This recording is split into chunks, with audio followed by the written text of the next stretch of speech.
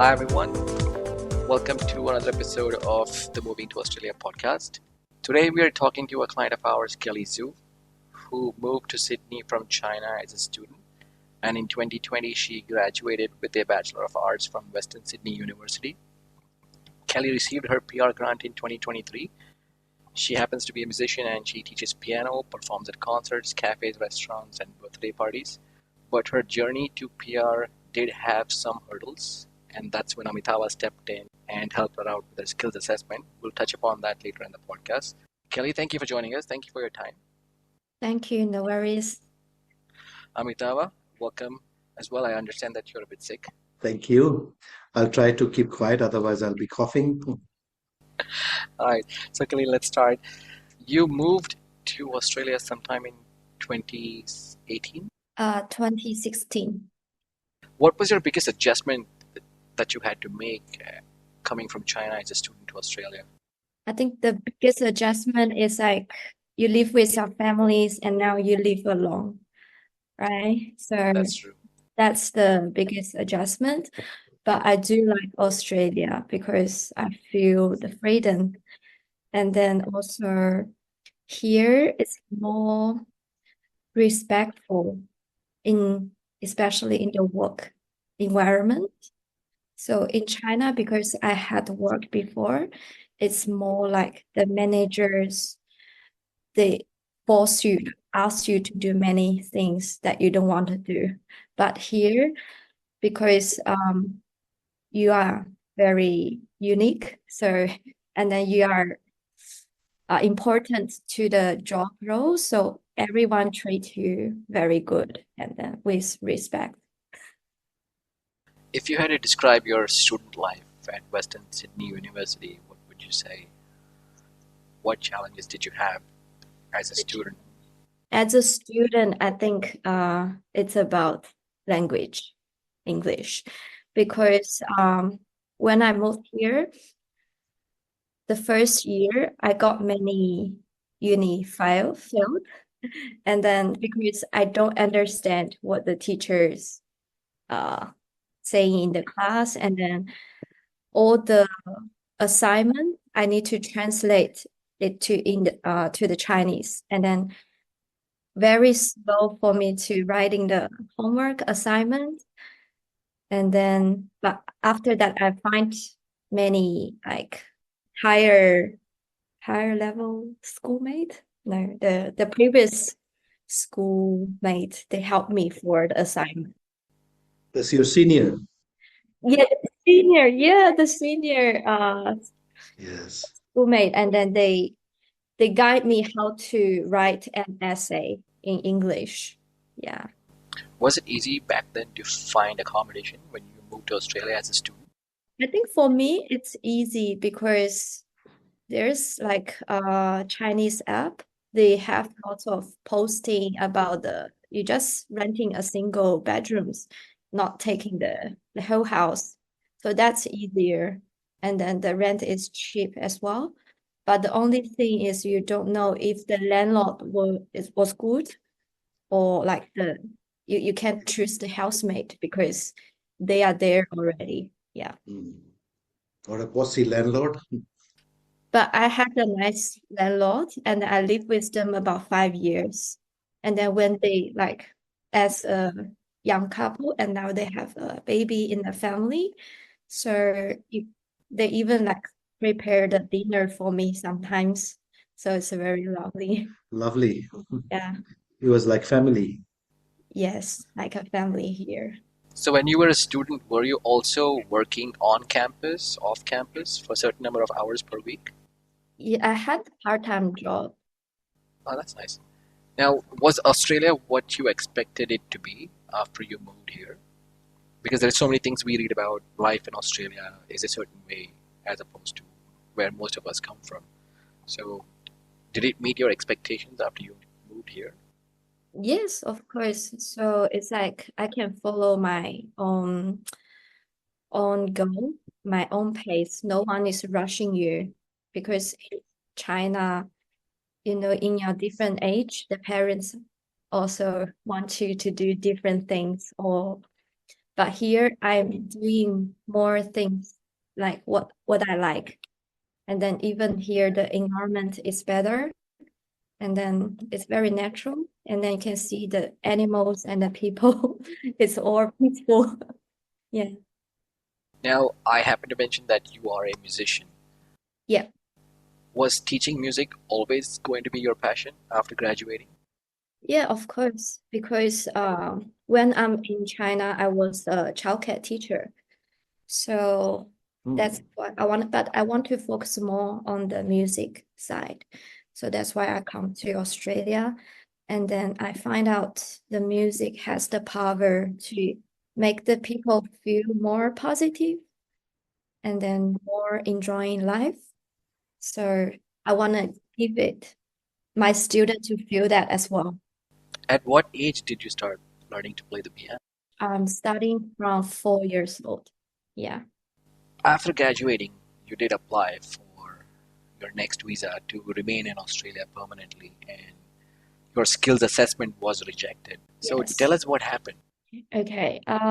So in my first assessment, I got rejected because they said my role was more like a music teacher and not a musician. But I do show some like evidence that I'm performing on the concert.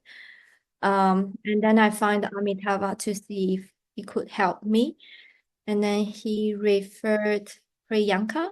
One of my other clients who went through the same process.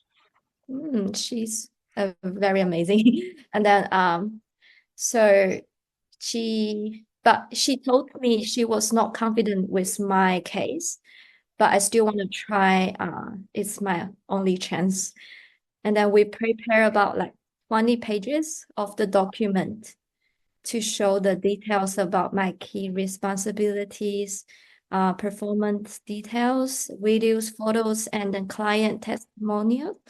So in my first submission, it's only 1 page about my roles, but she helped me to prepare 20 pages of all the details.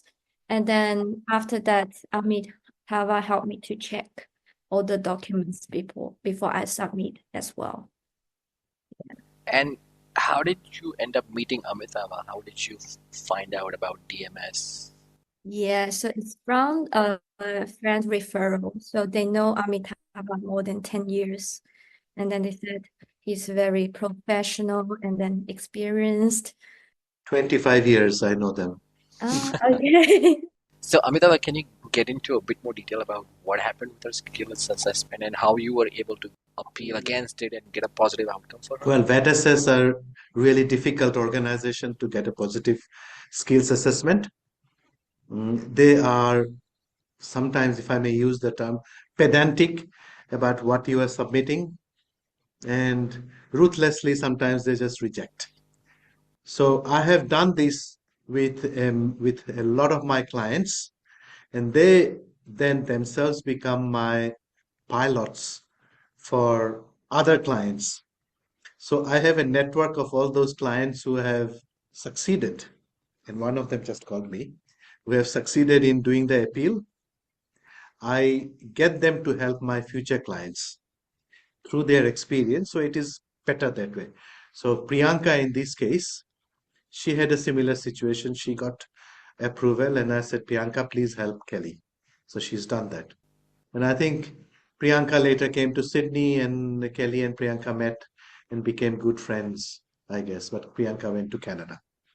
But uh, the story is the review or the appeal can be successful if we know exactly where they find deficiencies and we address those deficiencies in the proper manner when we respond. A lot of people, what they do recently in these recent days is they use ChatGPT, which I would say don't do. Don't use ChatGPT. Use common sense. Find exactly what they are asking, respond, elaborate as needed, provide further evidences, resubmit. It will be successful. And that's what we tried with Kelly. Eventually, when everything was collated, put together, I did a final quick review. I knew it was going to be okay. although we had a doubt in our mind, but it was successful. Well, that's great. Fantastic. Kelly, a lot of people hesitate to seek immigration assistance. They think that they can just go about putting in their paperwork and getting all their documents sorted out on their own. What's your opinion about seeking professional help with visa application for Australia? Yeah, so I would just say leave it to the professionals.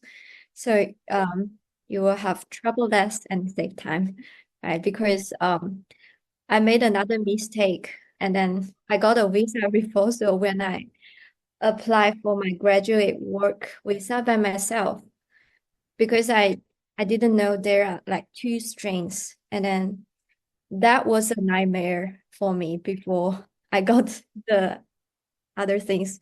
And then it's because it's during COVID time. If I need to go back to China and I don't know when I can come back. So that's very stressful because I already have my business, everything here. And then the Amitava helped me to do the appeal, and then I get the right visa. And in that process, she lost a lot of money Yes. Yeah. because if you don't do it right, then eventually you suffer with a lot of expenditure, unfortunately. She's lucky to have you, and so are so many other people, including me. Yeah. Kelly, have you had the chance to travel within Australia? Because you've been here for quite some time, and if you have had the chance, then how would you compare New South Wales to other states? I have been to Perth in Western Australia, but I like New South Wales more because even it's like very crowded, and then but here you have more opportunities, and then it's faster paced than Perth, and then but because all my friends and then my life is settled down in Sydney, so I prefer here, and it's more multicultural.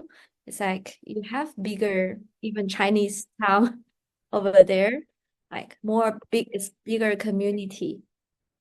You have your own firm. When did you decide that you would start your own business and start teaching music?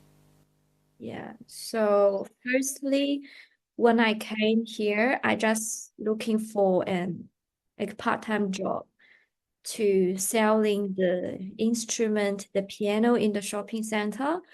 And then after that, my boss, they said they want to open an like piano classroom.